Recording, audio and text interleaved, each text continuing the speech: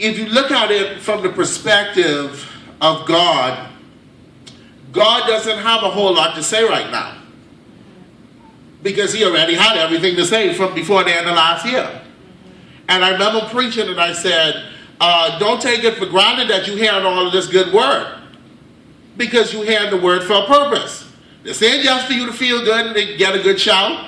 This so you can prepare yourself for what is to happen.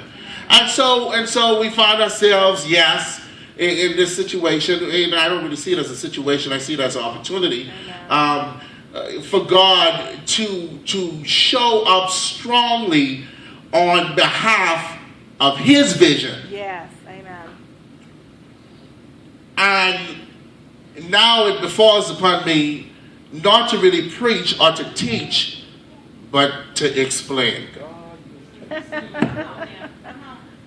Okay, so let me do what I have been instructed to do. I'm going to explain some stuff tonight. Is that okay? Amen. I'm going to talk. I'm not going to preach like in sweat. I'm not going to teach and blow your minds. Thank you, Lord.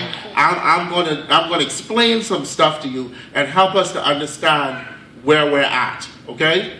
Now, a great teacher always uses either some physical aid, a visual aid, a story or something. And let me help you realize where we're at. I'm using all scriptures that Carla sent to me today. All the scriptures I'm using, I'm going to forward it to you if you want them.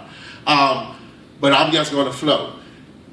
This wall that we built up in the back of you guys here, it really stands for something more than just a physical blocking out of the light and whatnot from the environment in order to keep this environment to be conducive to what we want it to be.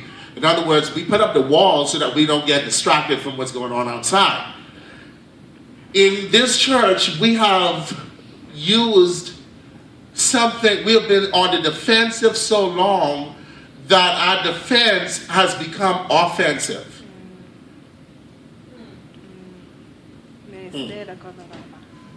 Our defense has become offensive. Okay, so the wall of Jericho, Joshua chapter 5, was constructed to be a defense for the city.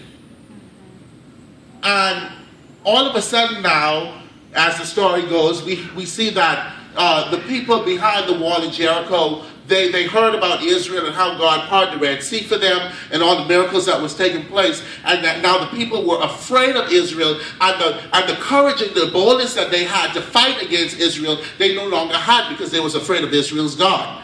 Now, the wall was built up to protect them from any enemy trying to attack them. It was a defense mechanism, right? So the wall was built for defense. But now, when they became afraid of Israel, the thing that was used to defend them began to offend them, in the sense of they didn't want it anymore, because the king said, close the gates, nobody come in and nobody goes out.